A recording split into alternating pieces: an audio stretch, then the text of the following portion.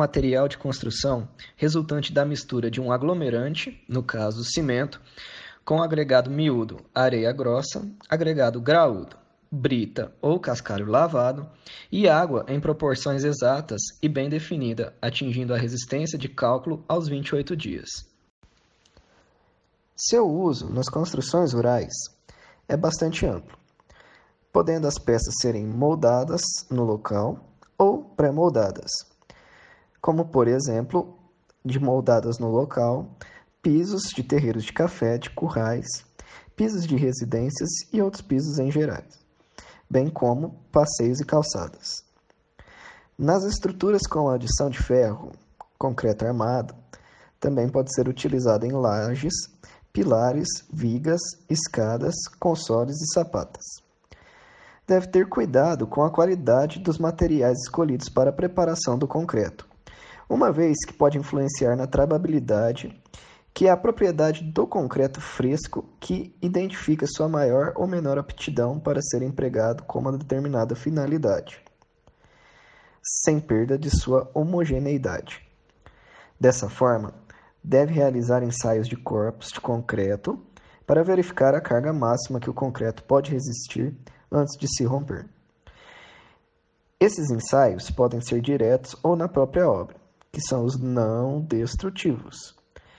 Ensaios indiretos ou no laboratório são chamados de destrutivos. Neste trabalho, vamos realizar um ensaio direto, o slump test, e um indireto, resistência à compressão. Neste trabalho, os ensaios foram realizados no Laboratório de Engenharia Civil do campus da UFV Rio Paranaíba.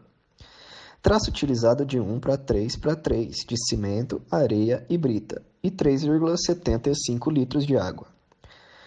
Foram utilizados também a betoneira, colher de pedreiro, molde cônico, régua, haste metálica e base metálica. Para a confecção dos corpos de prova, foram utilizadas formas do tamanho 15 por 30 centímetros, gola metálica, óleo lubrificante, cera de abelha. Para o repouso do material após a desforma, foi utilizado tanque de água e, posteriormente, para o ensaio, foi utilizado prensa hidráulica. Na betoneira, foi colocado a metade da brita e metade da água. Agitou-se por 1 minuto e acrescentou-se o cimento. Por último, adicionou-se a areia e o restante da água, agitando até ficar homogêneo. Para a realização do slump test, deve-se umedecer os utensílios que vão ser utilizados. Com o cone metálico em cima da base metálica, coloca-se o concreto camada por camada e aplica-se 25 golpes com a haste. Retira-se o cone e coloca-o do lado da amostra. Coloca-se a haste em cima do cone e mede com a régua a distância entre a haste e a régua. Para o teste de resistência à compressão, deve-se passar cera de abelha em todos os vincos das formas, para que ele não vaze nenhuma parte do material. Depois são lubrificadas para facilitar a desforma. Coloca-se a gola metálica sobre a forma e a amostra é colocada em 4 camadas, aplicando-se 15 golpes. Depois, retira-se a gola metálica e com a colher de pedreiro deixa a amostra lisa. E posteriormente deve-se identificar o corpo de prova, deixando 24 horas para realizar a cura úmida, e depois desenforma. E leva para o tanque, contendo água e cal para repor eventuais perdas de óxidos de cálcio.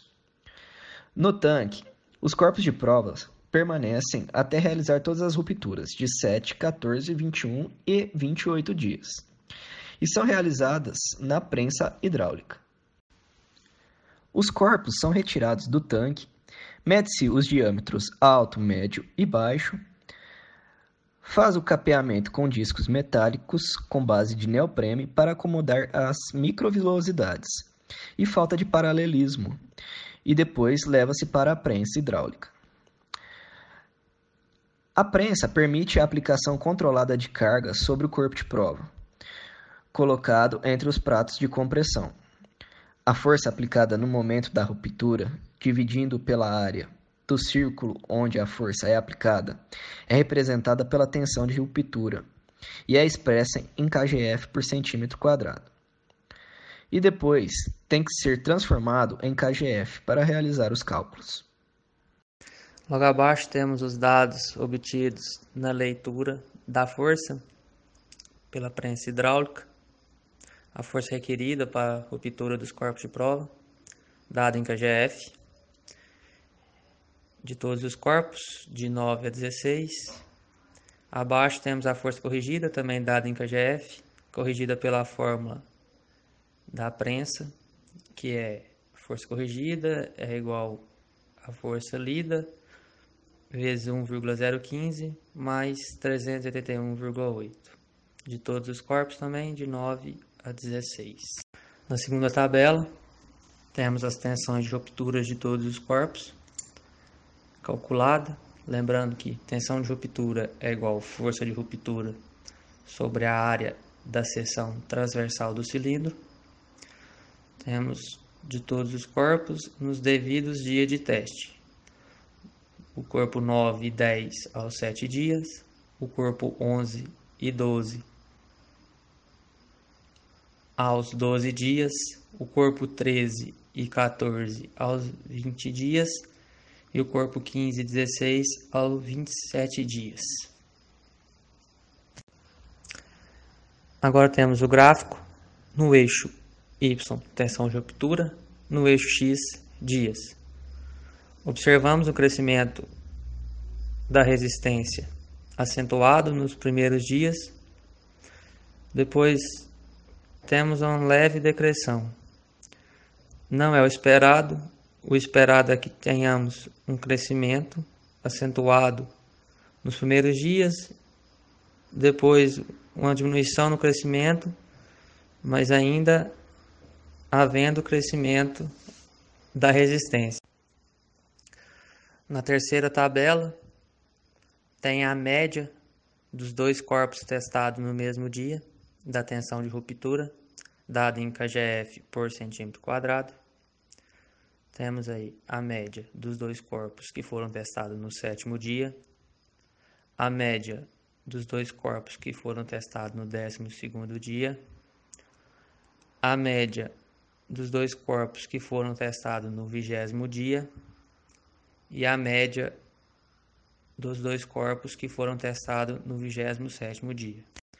Esse comportamento inesperado pode ser explicado por erros experimentais, por exemplo, um erro nas leituras da força de ruptura ou um erro na preparação dos corpos de teste, uma vez que o processo de pégua é contínuo, o comportamento esperado é que sempre haja o crescimento da resistência do concreto.